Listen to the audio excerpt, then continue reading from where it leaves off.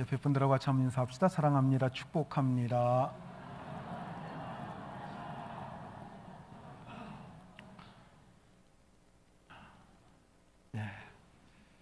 아마 오늘도 교회 오시는데 여러분들이 많이 힘드셨으리라고 생각을 합니다. 1년에 한 차례씩 동아 마라톤 대회가 또 이렇게 주일날 경주에서 있기 때문에 시내를 전부 통제를 해서 아마 오늘 또 오고 싶어도 오지 못하신 분들 상당히 많은 것 같습니다. 보니까 뭐 한 50-60명 정도가 이렇게 빠져나갔다는 느낌이 들 정도로다가 빈자들이 많이 있는 것을 보게 됩니다.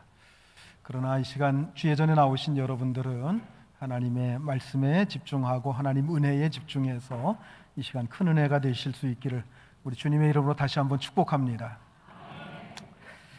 전 세계에 있는 대부분의 종교가 가장 중요하게 여기는 것 중에 하나가 자기들이 섬기는 그 신전을 건축하는 일입니다. 자기들의 신에 대한 최고의 신앙적 자세가 자신들의 최선을 다한 물질적인 헌신을 통해서 신전을 짓는 일이라고 생각을 해오고 있습니다. 그래서 세계 역사상 최대의 건물들이 다 대부분 신전으로 남아 있는 것을 보게 됩니다. 우리가 유럽을 가든 아프리카를 가든 아시아를 가든 어디를 가든지 유적지를 가보면 거의 대부분 신전들이 아주 웅장하게 지어져 있는 것을 볼 수가 있습니다. 이스라엘 민족에게 있어서도 예루살렘 성전의 건축이라고 하는 것은 하나님을 섬기는 신앙의 최대의 산물이었습니다. 그래서 그들은 그 성전에서 하나님의 은총과 축복을 받는 것을 최고의 긍지라고 생각하면서 살아왔습니다. 그들에게 있어서 성전이 없는 삶이라고 하는 것은 생각조차도 할 수 없는 일이었습니다. 그들에게 성전은 그들의 신앙의 중심이고 뿐만 아니라 모든 삶의 중심이 되었습니다. 모든 삶을 성전을 중심으로 순례자 생활을 해가면서 이스라엘 민족들이 살아왔습니다. 그들에게 있어서 성전은 예루살렘 성전 한 군데만 있다고 생각을 하고 그곳만 인정을 했기 때문에 그들은 매년 세 차례 절기 때가 되면 성전을 찾아서 순례하면서 절기를 지키는 것을 가장 큰 신앙의 행위로 여겨왔던 것입니다. 자, 그런데 공생의 초기에 성전에 나타나신 예수님께서는 유대인들이 그토록 존중히 여기는 이 성전을 헐라라고 말씀을 하셨습니다. 여러분, 이것은 매우 혁명적인 선언이고 유대인들의 신앙의 정면으로 도전하는 일이었습니다.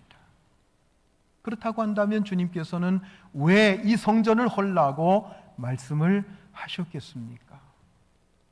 오늘 이것이 오늘 말씀의 주제가 됩니다. 이스라엘 최초의 성전은 솔로몬 왕이 7년에 걸쳐서 건축한 성전이었습니다. 이 성전은 주전 586년에 바벨론의 침공 때에 완전히 불타 없어지게 됩니다. 그리고 예루살렘에 거주하던 그 백성들은 바벨론의 포로로 잡혀갔다가 70여 년 만에 돌아오게 되는데 그때에 스룹바벨이라고 하는 총독을 중심으로 해서 성전을 재건하게 됩니다. 그 성전이 두 번째 성전인 스룹바벨 성전입니다. 스룹바벨 성전은 매우 초라했습니다. 전쟁 포로에서 돌아온 백성들에게 아무것도 없었기 때문에 그렇게 초라하게 지어질 수밖에 없었던 것입니다.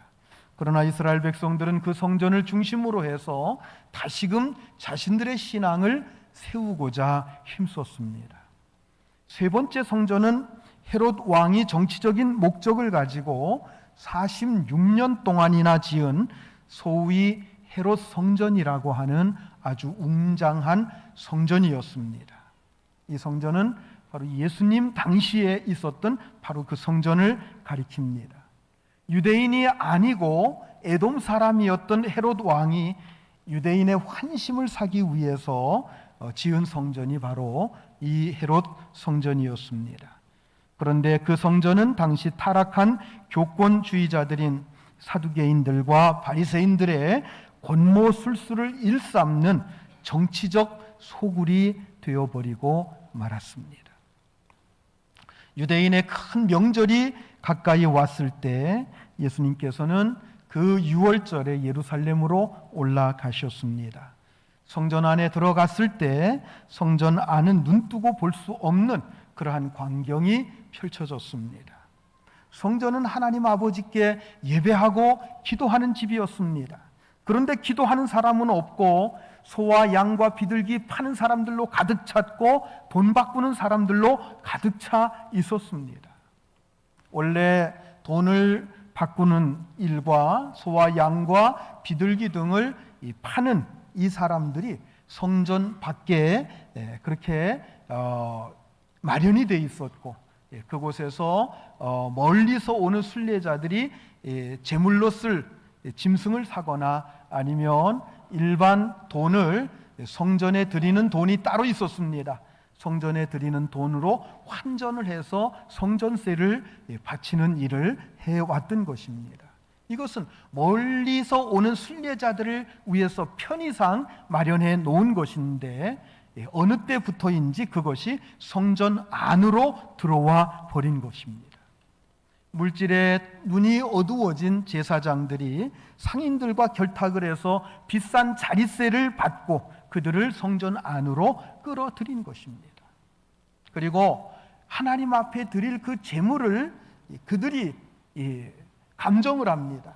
그래서 합격 판정을 시키는데 성전 안에서 산 그 제물들만 합격을 시키고 밖에서 가지고 들어오는 것들은 다 불합격을 시켰다고 하는 겁니다. 그러니까 일반 백성들은 다 성전 안에서 제물을 살 수밖에 없었습니다.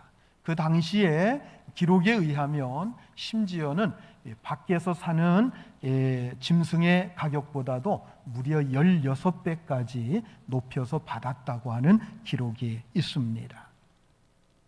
예수님께서는 노끈으로 채찍을 만들어서 장사꾼들과 짐승들을 성전에서 다 내쫓으셨습니다. 돈 바꾸는 사람들의 그 상을 뒤집어 엎으셨습니다. 그리고 그들을 향해서 내 아버지 집으로 장사하는 집을 만들지 말라고 소리치셨습니다. 그때 대제사장을 비롯한 유대인들이 와서 당신이 무슨 권세로 이런 일을 행하는지 그 표적을 보여줄 수 있느냐라고 물었습니다. 그러자 예수님께서 뭐라고 말씀하시는가 하면 이 성전을 헐라 내가 사흘 만에 다시 일으키리라 라고 말씀을 하셨습니다. 유대인들이 다시 말합니다. 이 성전은 46년 동안 지어졌거늘 네가 어찌하여 사흘 만에 일으킬 수 있느냐라고 하면서 예수님의 말씀을 비난을 했습니다. 자, 오늘 본문 20절부터 22절까지 말씀을 같이 한번 읽어보겠습니다. 유대인들이 이르되 이 성전은 46년 동안에 지었거늘 네가 3일 동안에 일으키겠느냐 하더라. 그러나 예수는 성전된 자기 육체를 가리켜 말씀하신 것이라. 죽은 자 가운데서 살아나신 후에야 제자들이 이 말씀하신 것을 기억하고 성경과 예수께서 하신 말씀을 믿었더라.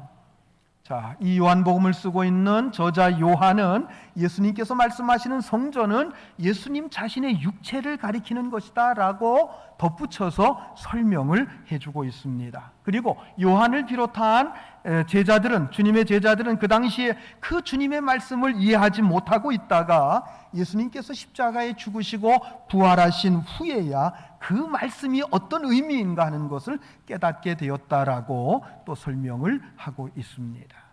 여러분, 이 성전을 헐라, 이 성전을 헐라고 외치신 주님의 말씀, 여러분 이것은 예나 오늘이나 타락해가는 교회가 한결같이 들어야 되는 주님의 말씀인 줄 믿으시기 바랍니다.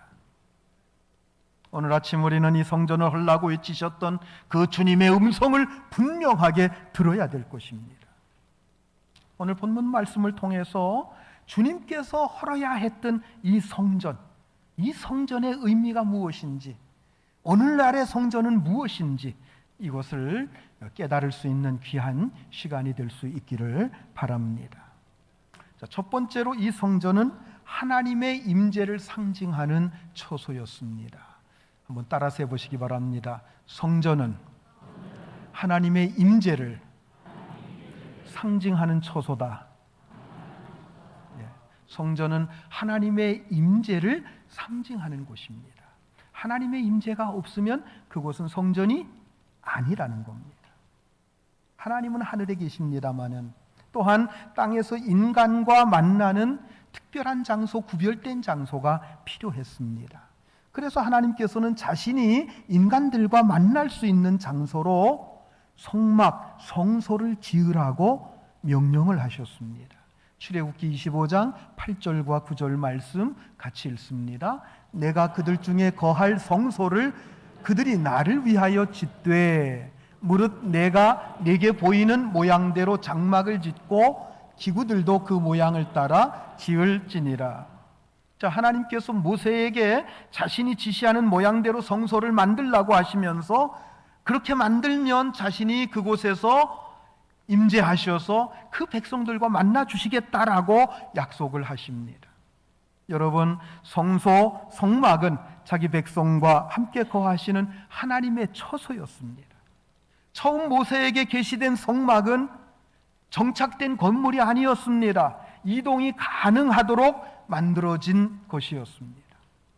이 성막은 순례하는 이스라엘 백성들과 함께 움직일 수 있도록 설계가 되었습니다. 이스라엘 백성들이 광야에 있을 때 구름이 성막 위에서 떠오르면 백성들도 이동을 했습니다. 그리고 구름이 성막 위에 머물게 되면 백성들도 그곳에 진을 치고, 즉 천막을 치고 그곳에서 그 구름이 떠오를 때까지 머물러 있었다는 거예요. 그게 한 달이든 1년이든 성막 위에 있던 그 구름이 떠오르기 전까지 그들은 움직이지 않았습니다. 그때까지 기다렸습니다. 그러다가 구름이 떠오르면 그들도 곧바로 구름을 따라 움직였습니다. 성막도 그렇게 움직일 수 있도록 천막으로 쳐졌다가 그것을 다시 걷고 그것을 하나님께서 어떻게 움직이라고 하는 그 대형에 따라서 그렇게 성막을 중심으로 해서 백성들이 지파별로 이렇게 성막을 앞뒤로 감싸고 그렇게 함께 행진하면서 움직였던 것을 볼 수가 있습니다.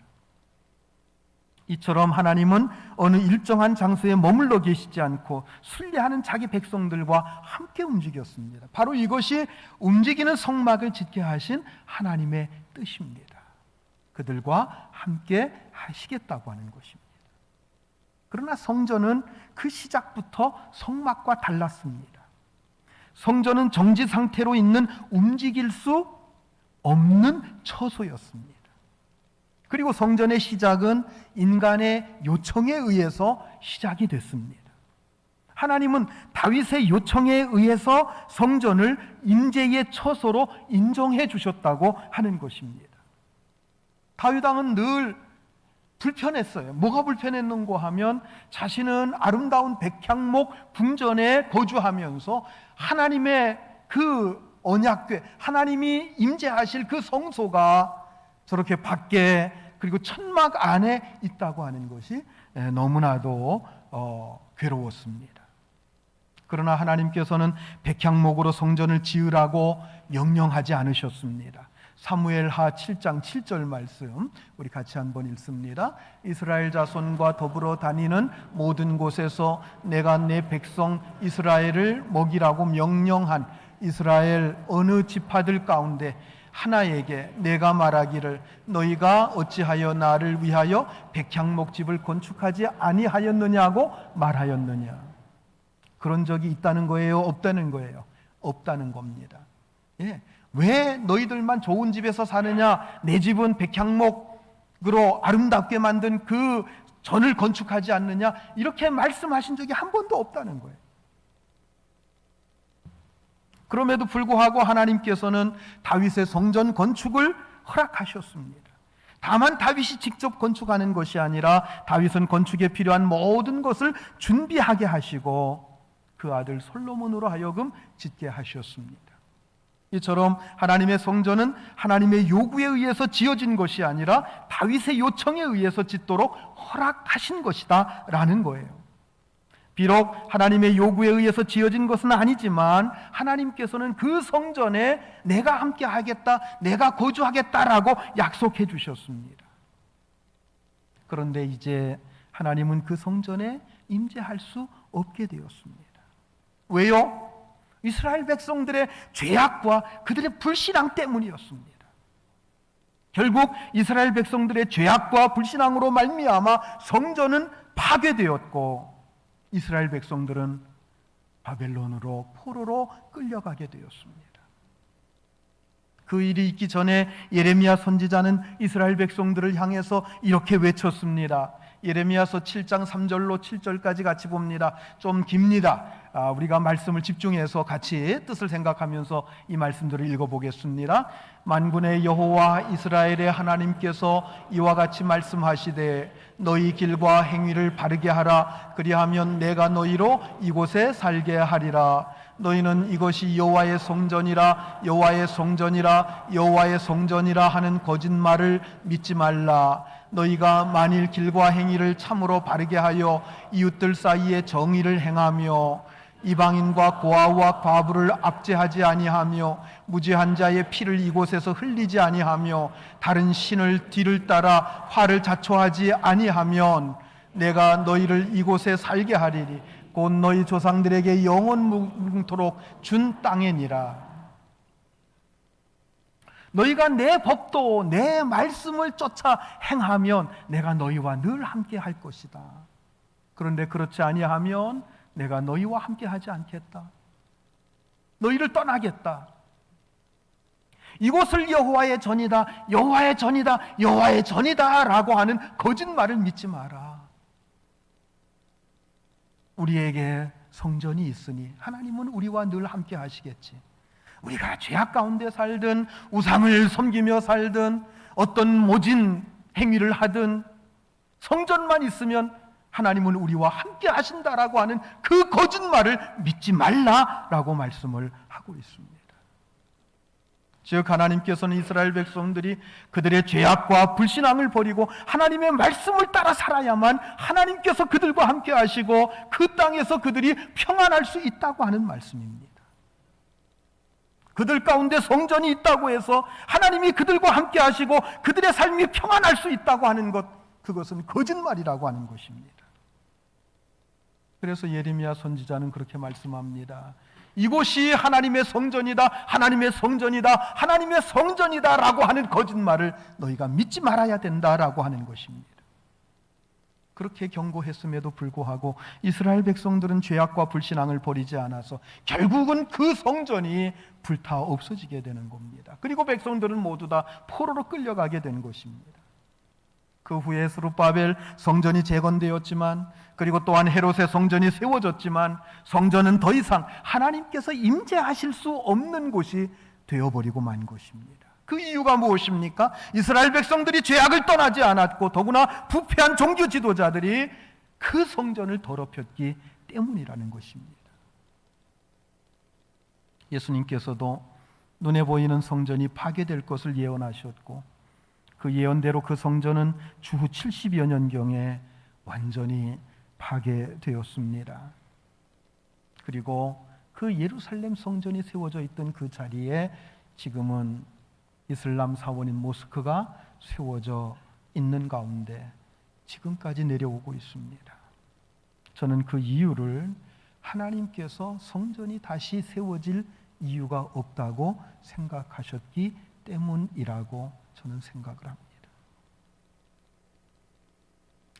두 번째로 하나님은 예수 그리스도의 몸을 성전으로 삼으셨습니다. 따라서 해보시기 바랍니다. 하나님은 예수 그리스도의 몸으로 성전을 삼으셨다. 하나님께서는 예수 그리스도의 몸으로 성전을 삼으셨어요.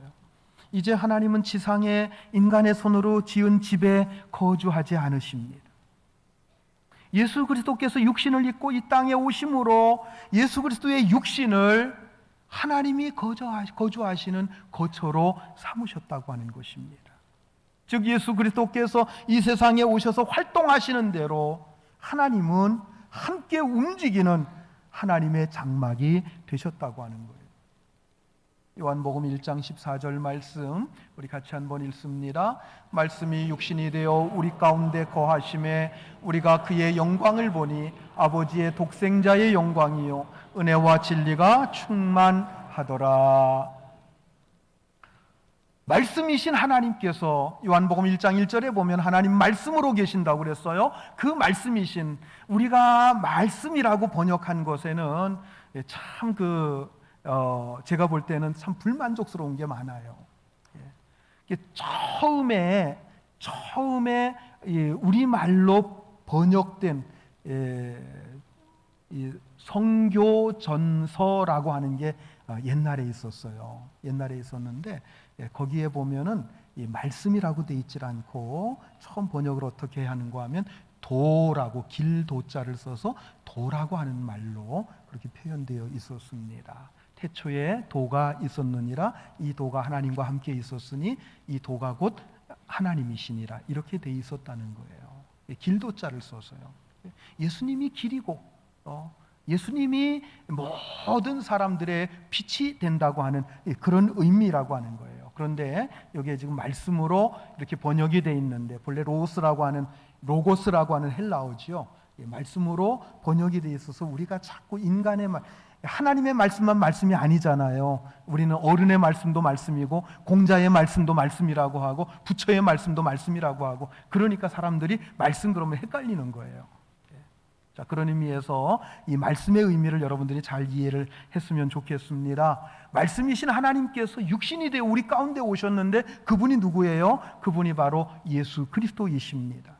자, 구약에서 성막을 히브리어로 오헬이라고 하는 말로 쓰여지는데 이게 신약으로 넘어오면 이 스케네라고 하는 말로서 이렇게 헬라어로 바뀝니다. 그런데 그 스케네라고 하는 뜻이 무슨 뜻인가 하면 거주한다, 거한다라고 하는 뜻을 가지고 있습니다. 즉 하나님께서 인간의 몸을 입고 우리 가운데 거하시게 되었는데 그 거하시는 그곳이 바로 하나님의 전이라고 하는 거예요. 하나님의 성전이라고 하는 것입니다. 그런데 하나님께서 인간의 몸을 입고 우리 가운데 거하시게 되었는데 그분이 바로 누구예요? 예수 그리스도라고 하는 거예요. 그래서 예수 그리스도 안에는 하나님의 영광이 가득히 나타나게 되었고 하나님의 거룩하신 성품인 은혜와 진리가 충만하게 나타났다라고 요한복음 1장 14절 조금 전에 읽은 말씀에서 말씀하고 있는 것입니다. 오늘 본문 19절에 가보면 예수님께서 이 성전을 헐라 내가 사흘 동안에 일으키리라라고 말씀을 하셨습니다. 그리고 21절에 보면 예수님께서 성전된 자기 육체를 가리켜 말씀하신 것이라고 설명하고 있어요. 이제 예수님은 돌로 만든 성전이 아니라 자기 몸으로 세울 성전을 설계하시고 건축하시게 된 것입니다. 더 이상 하나님을 위한 예배와 희생 제물을 드리기 위한 거룩한 특별한 장소가 필요 없게 됐다는 겁니다. 하나님은 어느 건물의 거처를 삼지 않으시고 예수 그리스도의 몸을 거처로 삼으시고 지상에 임재하셨기 때문입니다. 우리가 잘 아는 요한복음 14장 6절 말씀 같이 한번 읽겠습니다. 예수께서 이르시되 내가 곧 길이요 진리요 생명이니 나로 말미암지 않고는 아버지께로 올 자가 없느니라. 우리가 하나님을 만나고 하나님께 예배할 수 있는 유일한 길, 그것은 바로 예수 그리스도밖에는 없다는 거예요. 예수 그리스도를 통하지 않고서는 하나님 아버지께 나아갈 수 있는 길이 전혀 없는 줄 믿으시기 바랍니다. 왜 그렇습니까? 예수 그리스도께서 우리가 마음껏 하나님 앞에 나아가 하나님을 만나고 예배할 수 있도록 하나님께 나아가는 그 길을 가로막고 있는 우리의 모든 죄악을 십자가를 통해서 해결해 주셨기 때문입니다. 구약시대 성막이나 성전이 있던 시대에는 백성들이 직접 성전에 들어갈 수가 없었습니다. 대제사장이 1년에 한 번 그 백성들이 하나님 앞에 짐승을 대신해서 잡아서 드린 그 피를 담아 가지고 지성소를 향해서 들어갈 수가 있었던 것입니다. 그러나 예수님께서 우리 위에 십자가에 죽으신 후에는 모든 것이 다 달라졌습니다. 히브리서 10장 19절로 22절까지 말씀을 우리 같이 한번 읽겠습니다. 그러므로 형제들아, 우리가 예수의 피를 힘입어 성소에 들어갈 담력을 얻었나니 그 길은 우리를 위하여 휘장 가운데로 열어놓으신 새로운 살 길이요 휘장은 그의 육체니라. 또 하나님의 집 다스리는 큰 제사장이 계심에 우리가 마음의 뿌림을 받아 악한 양심으로부터 벗어나고 몸은 맑은 물로 씻음을 받았으니 참마음과 온전한 믿음으로 하나님께 나아가자. 예수님께서 십자가에 죽으실 때에 성전 안에 있던, 즉 지성소와 성소를 가로막고 있던 그 휘장 때문에 제사장들도 성소까지만 갈 수가 있습니다. 그 하나님의 임재의 상징인 언약궤가 있는 그 지성소 안으로 들어갈 수가 없었습니다. 이스라엘 백성들 물론입니다. 누구도 그 앞에 들어갈 수가 없는 그러한 입장 형편에 있었습니다. 그런데 예수님께서 십자가에 죽으시는 그 순간에 인간과 하나님 사이를 가로막고 있던 그 휘장이 위에서부터 아래로 쫙 갈라지면서 누구나 그 찢어진 휘장 사이로 하나님 앞에 나아가서 하나님을 만날 수 있게 되었다고 하는 것입니다. 즉 이 말씀은 무슨 뜻인가 하면 예수님께서 십자가의 죽으심으로 인해서 우리가 마음껏 하나님 앞에 나아가 기도할 수 있고 예배할 수 있고 찬송할 수 있는 우리 자신들이 될 수 있었다고 하는 것입니다. 오직 우리는 예수 그리스도를 믿는 그 믿음만 가지면 하나님 앞에 나아갈 수 있는 그 길이 열린 것입니다. 우리의 대제사장 되신 예수 그리스도를 믿는 믿음으로 담대히 하나님 앞에 나아가 마음껏 예배하고 마음껏 하나님의 은혜와 복을 누릴 수 있는 저와 여러분들이 될 수 있기를 주의 이름으로 축원합니다. 이제 세 번째로 성전은 우리의 몸입니다. 첫 번째는 뭐라고 그랬어요? 성전은 하나님께서 임재하시는 장소라고 그랬어요. 그래서 처음 성막이나 또 솔로몬 성전 때에는 하나님께서 임재하셔서 그 백성들을 만나주시는 곳이었다라고 했습니다. 그런데 그 성전이 이스라엘 백성들이 타락하고 죄악 가운데 있을 때 하나님은 떠나버리고 말았어요. 그래서 성전은 무너지고 성전은 더 이상 의미가 없게 됐다고 그랬습니다. 그래서 성전이신 예수님께서 이 땅에 오셔서 하나님의 모습을 예수님께서 친히 보여주시고 말씀해 주셨다고 하는 것이고 십자가의 죽으심으로 마음껏 하나님 앞에 나아갈 수 있는 그 길을 마련해 주셨다라고 말씀을 드렸습니다. 이제 세 번째로 따라서 해보시기 바랍니다. 성전은 우리의 몸이다. 성전은 우리의 몸이다. 성전은 우리의 몸이라는 겁니다. 자, 고린도전서 3장 16절 말씀 우리 같이 한번 읽겠습니다. 고린도전서 3장 16절입니다. 너희는 너희가 하나님의 성전인 것과 하나님의 성령이 너희 안에 계시는 것을 알지 못하느냐. 이제 그 하나님께서 어디에 거하시는가?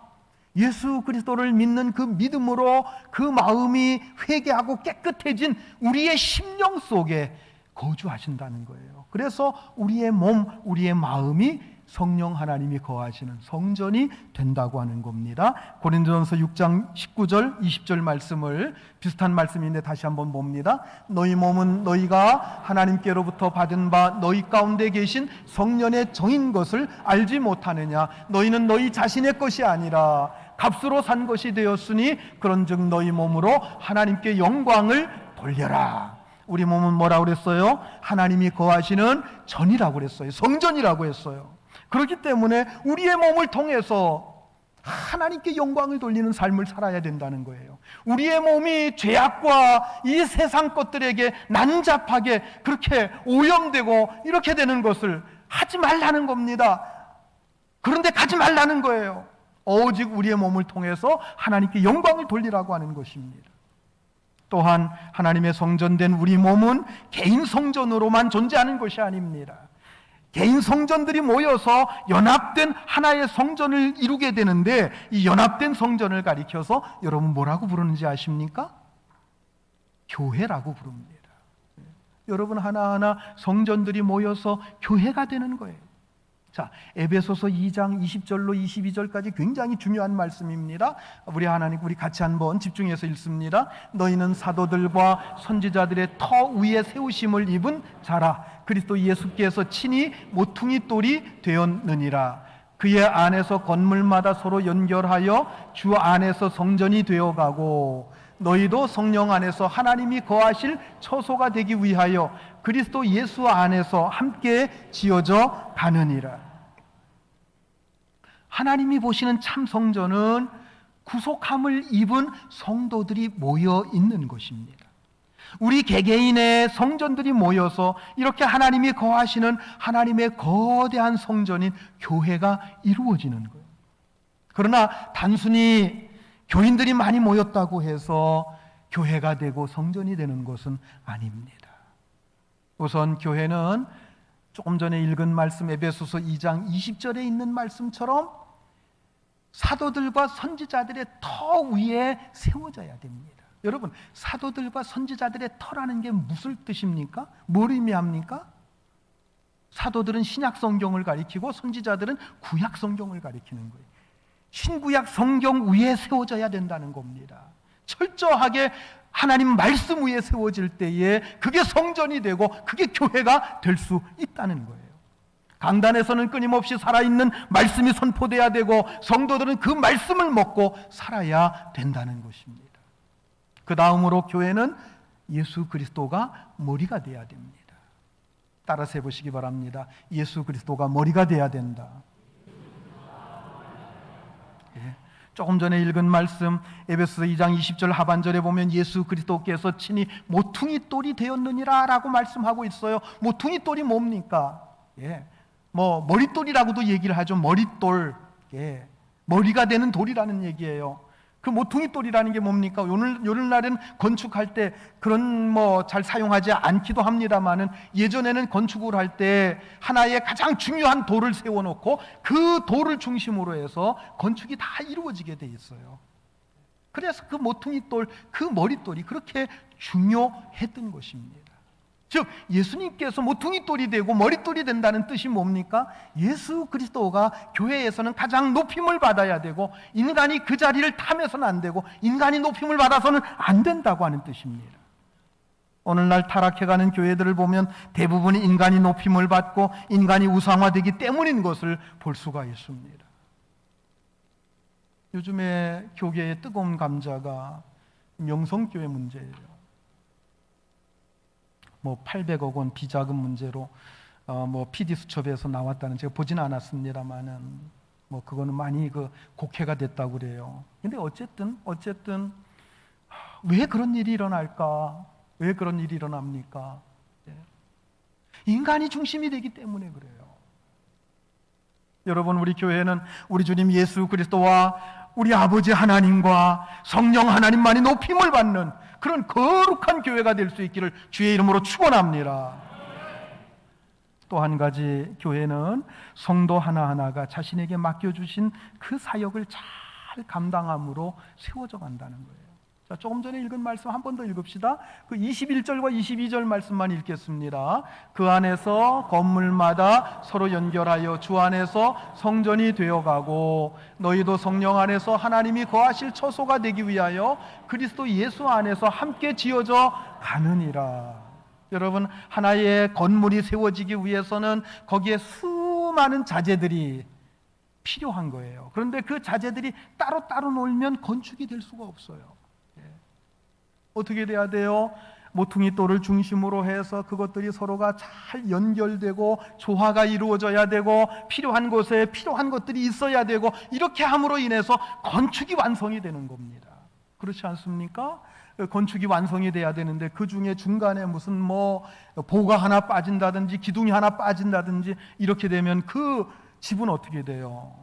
무너져 버릴 수밖에 없는 거예요. 하나하나가 다 소중하다고 하는 것입니다.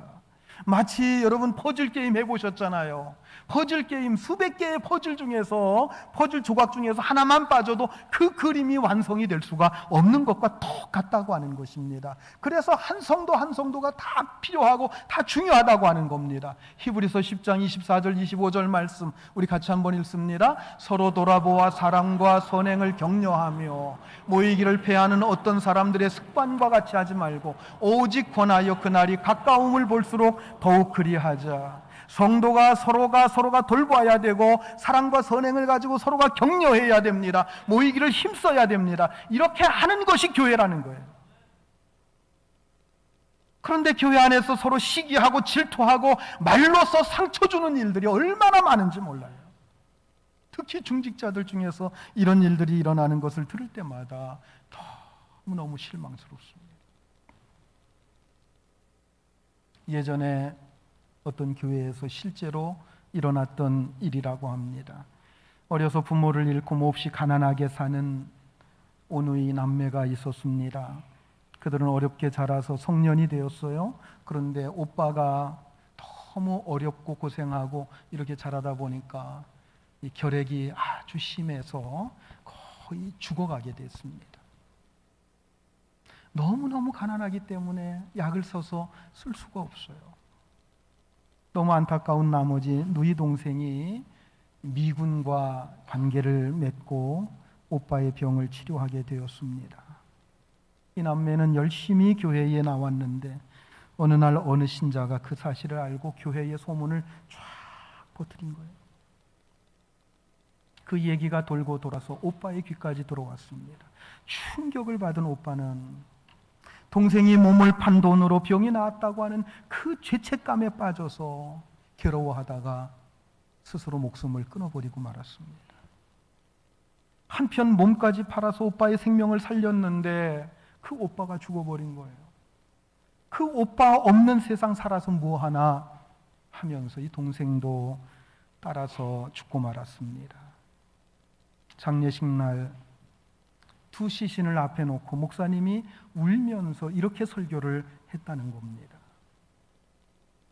하나님께서 심판날에 종아 너는 세상에서 양떼를 얼마나 잘 돌보았느냐라고 물으신다고 하면 저는 이렇게 대답할 것입니다. 주님, 저는 양은 한 마리도 없고 이리 때만 우글거리는 교회에서 이리 때만 먹이다가 왔습니다.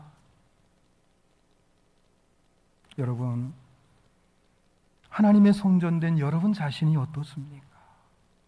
정말 성령 하나님께서 거하셔야 될 그 몸에 이리때가 우글거리지는 않습니까? 거룩하신 하나님의 전이 도적의 소굴처럼 되었을 때 주님께서 어떻게 하셨나요? 노끈으로 채찍을 만들어서 그들을 다 내쫓으시면서 이 성전을 헐라라고 말씀하셨습니다. 이제 헐어야 될 성전은 바로 여기 있는 우리 자신들이 아닙니까? 우리의 옛사람으로 헐고 주님이 거하실 새 사람으로 지으십시다. 하나님께서 임재하실 수 있는 처소인 우리의 마음, 이 마음 속에 들어와서는 안 되는 짐승들이 우글거리고 있다고 한다면 다 내어쫓아야 될 것입니다. 우리의 정과 욕심을 십자가에 못 박고 하나님의 말씀과 사랑으로 가득한 하나님의 거룩한 성전으로 지어져 갈 수 있는 저와 여러분, 우리 교회가 될 수 있기를 주의 이름으로 축원합니다. 말씀을 생각하시면서 이 시간 같이 한번 기도하십시다. 여러분들의 마음이 성전이 되어 있습니까? 여러분들의 마음속에